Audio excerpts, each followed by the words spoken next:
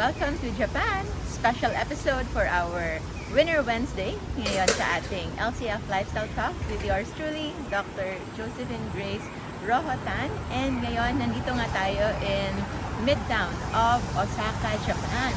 And pag-uusapan natin yung 8 lifestyle habits na na-observe natin among Japanese, which makes them one of the most country with the most number of centenarians, specifically in Okinawa. But in general, Japanese have longer life, especially compared to Filipinos. So, yung number 1 habit na nakikita natin is right here on the road. So, kung nakikita ninyo, hindi ganon ka-traffic, even if it's already one of their major cities here. Hindi ganon ka-traffic because there are only less people driving. There are only less people driving. Alam niyo ba kung bakit? Kung saan sila? Anong major mode of transportation dito? This is by train or bus. And they take so long in a day ng walking. Siguro, on our average here, we can finish easily 10,000 steps a day. And kung makikita ninyo, most Japanese are actually very lean. Kakaunti lang talaga yung overweight. And it has something to do with that one. Walking is like cardio exercises. Kung hindi man walking, yan. Nakikita niyo dyan, those are bikes. So, you can show them the bikes. So, those are the number 1. So, that could be number 1 when it comes to our Japanese habits sa kanilang lifestyle that makes them one of the longest, having one of the longest lives here on Earth ngayon. And number 2, this area in Osaka, sobrang daming pubs, sobrang daming kainan, and it's usually where people usually eat right after work. Kahapon, we went by mga around 5 o'clock, wala pang masyadong tao, but come 6, 7, sobrang dagsana yung mga tao. So what can we learn from that? It's actually enjoying, putting emphasis on enjoyment and relaxation. They are workaholic, they work so hard during the day, but after a day's work, they make sure na merong pagkakataon that they are really going to have some chill time, relaxation time, kasama of course, family and friends. For those na meron ng family, they go home with their families, and for those na merong times with their friends or co-workers, they usually have some time enjoying that. Of course, it has something to do with alcohol, but hopefully it's also in moderation. So, we take a walk. Saan tayo lang? And now, we will talk more about the food. Kasi, when it comes to lifestyle, yung isa sa pinaka-importante talaga would be food. So, in here, I'm not sure if you are allowed to, walang camera allowed inside the grocery. But in the grocery, we were able to see there na marami silang food options. And just by looking at the grocery ng certain area, you can get a feel kung ano yung common nilang kinakain.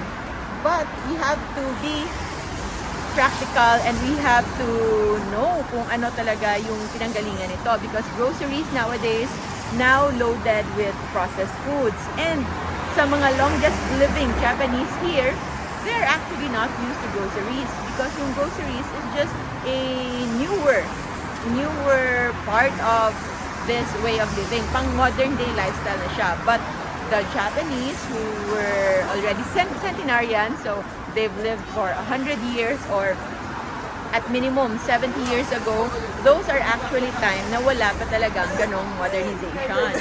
Japan during that time is hindi pa ganon ka-progressive, not as progressive as now. So if you look at their groceries and their food, it usually has a lot of carbs. So maraming carbs, but mind you, if you will look at the carbs na available noon, way back, long time ago, before all of these modernization came in, it's actually the complex carbs. So if ever they choose carbs, it's the complex carbs. So it's rice, noodles, and also potato, especially ngayong time na to na autumn. And if ever they eat that, it's in moderation, hindi yung one thing on top of the other. So yes, we can accommodate those dahil yon are in our caution list, but in 4 seasons country like Japan, they are usually being taken only in moderation. And in war times, during war, na sobra pa yung famine, sobra pa yung poverty, they only eat at most once a day if ever they eat. So when they eat complex carbs, it's actually with intermittent fasting. So unintentional before kasi nga it's not intentional because there's really no available resources the way na abundant yung resources ngayon. So whenever they take carbs, it's usually complex, and then when it comes to complex, after that one, they also incorporate fasting, and of course, it's in moderation.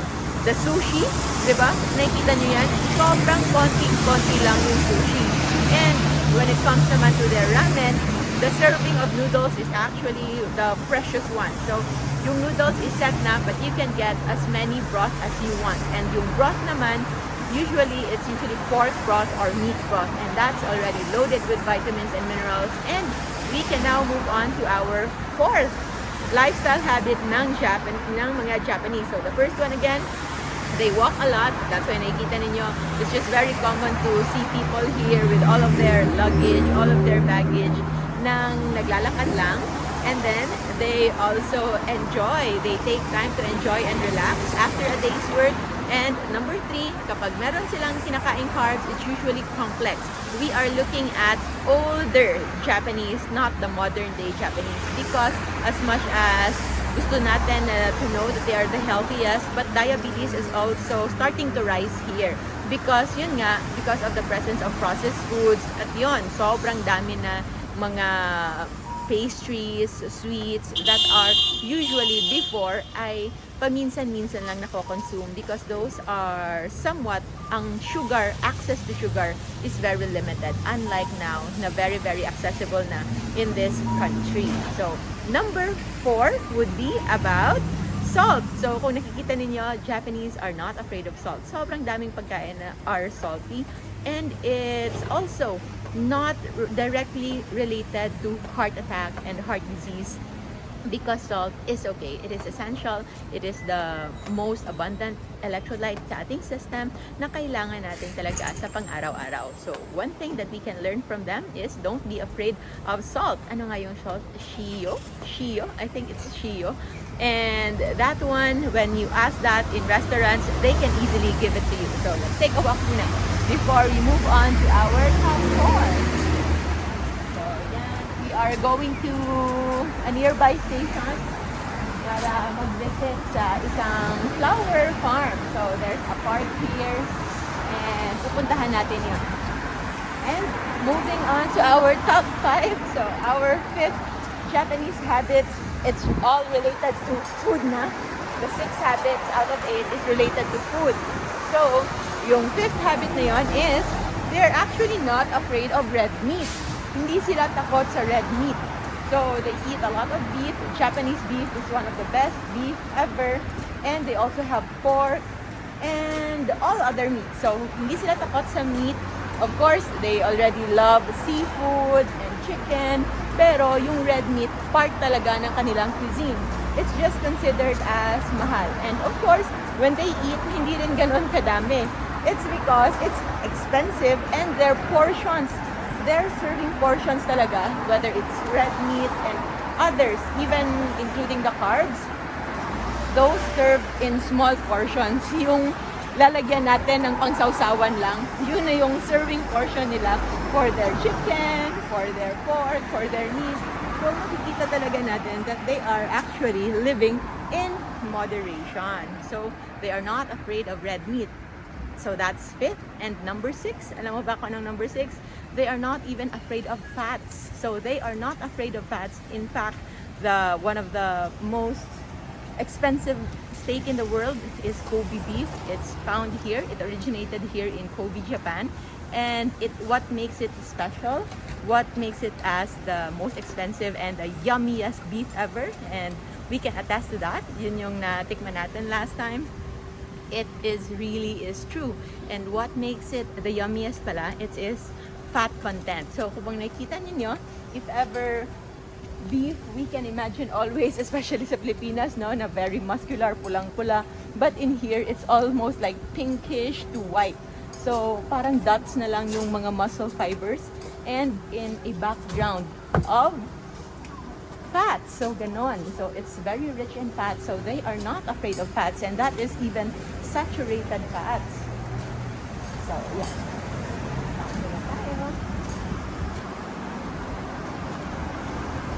So, nasa number 6 na tayo, no? So, those are fats. So, hindi sila takot sa fats. Even the pork, their premium cuts are the ones in belly. So, belly, bacon slices, and the sukiyaki cuts of beef. Those are very fatty parts. Okay? So, hindi sila takot sa taba. Hindi rin sila takot sa red meat. Hindi rin sila takot sa salt. But, you know what they are afraid of? They are afraid of one thing. And we will tell you that in a short while. But on the 7th na Japanese practice is fermented foods. Fermented foods are okay and are considered to be part of their regular diet. So, maraming fermented food. Merong kakaunting fruits like plum. But generally, they are fermenting root crops like ginger and vegetables. And they pickle them in salt and vinegar. So, fermented foods are okay. Hindi tayo kailangan matakot. And we are here na in our station. So, sige, tapusin na natin to before we leave. So, those are the seven practices. And lastly, the no sugar added is actually part of their normal. Unlike in the Philippines na when you order a coffee or a tea, considered na itong especially iced coffee or iced tea, the moment you order them, it's already a given na meron siyang sugar. But in here, their staple iced coffee and iced tea are actually sugar-free. Yung totoo talagang coffee, and brewed tea na walang added sugar. And the added sugar is just a plus. Of course, now they have adapted kasi sobrang daming tourists in their setup. Merong maraming syrups and sugar. But not everyone is taking that, and the typical Japanese don't usually put sugar or any other sa kanilang coffee and tea. And yung coffee nila dito is just the regular coffee, brewed coffee, and their tea, the most common one will be the green tea. So, those are the 8 lifestyle habits in Japan na nakita natin for longer life. So, to recap, we have Number one is walking a lot, so physical activity, especially in cold country. So that's even more fat burning, more energy consumption. So that's walking a lot, moving a lot. Number 2 is enjoying life, not just work. Merong balance, no? They are working a lot, pero they really allot a time to relax and enjoy. And of course, the 6 ones are the food habits. So the 6 food habits would be not afraid of salt, not afraid of red meat, do not be afraid of fats, and of course, our fermented foods are okay. And ano yung 5th natin? Salt? Salt is okay, fermented foods are also okay, fats are also okay, and red meat are okay, and no sugar added. And of course, if they have carbohydrates, yan. Kasi considered ang Japanese na cuisine as high carb, not low carb. So, yes, it's high carbs, but remember, the majority of the carbs that they are taking, especially looking back sa mga centenarians, is the complex carbohydrates. Hindi yung mga simple sugars na we have right now. So it's the complex carbohydrates, especially sweet potato, na very common. They eat on season kasi. So sweet potato are available on winter season, and maybe rice on certain times of the year. They try to save it.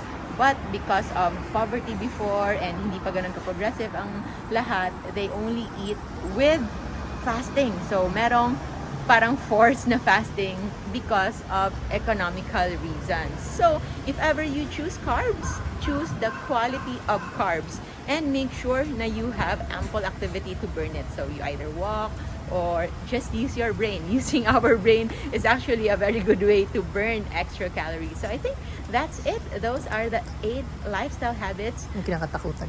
Yung kinakatakutan? Yung sabi mo kanina.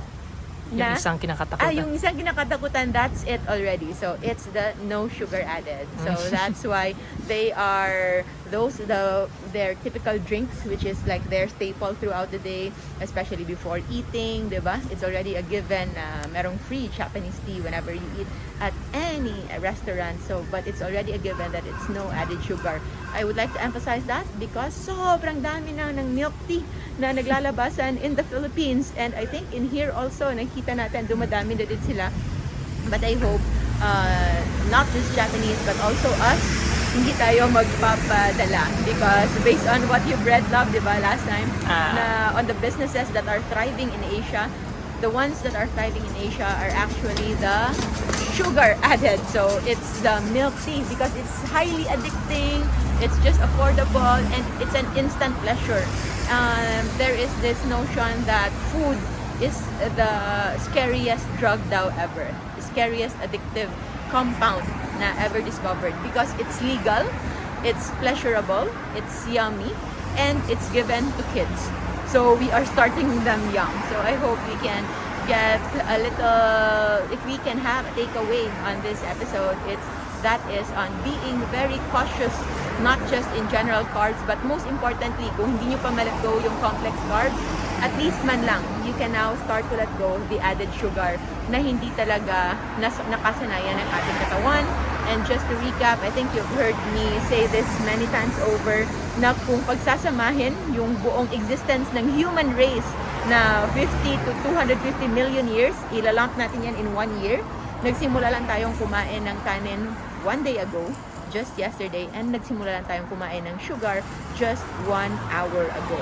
So, that is why hindi tayo adapted for it. So, diabetes is not just common among Filipinos, it's now starting to increase here in Japan because of those added sugar, too much carbohydrates, and we are buying for convenience, for economy, and no longer for our health. So that's it. Thank you so much. Gala-gala muna tayo. I hope you enjoyed today's episode of Winner Wednesday. Maraming salamat po. I'll see you again in our next video. Stay low carb, stay safe. Bye! Thank you so much for watching. If you like this video, you can see more contents in our YouTube and Facebook channels at Dr. Josephine Grace Rojo and Dr. Josephine Grace Rojo Tan, respectively. For those who wish to be guided, we have an ongoing structured learning program where we will teach you how to adapt a low-carb and fasting lifestyle for healing specific modern-day lifestyle diseases like diabetes, hypertension, cancer, fatty liver, PCOS, GERD, and many more. You can send an email to our admins or send a DM in our inbox. I hope to see you all there. Thank you so much. Stay low-carb, stay safe. Bye!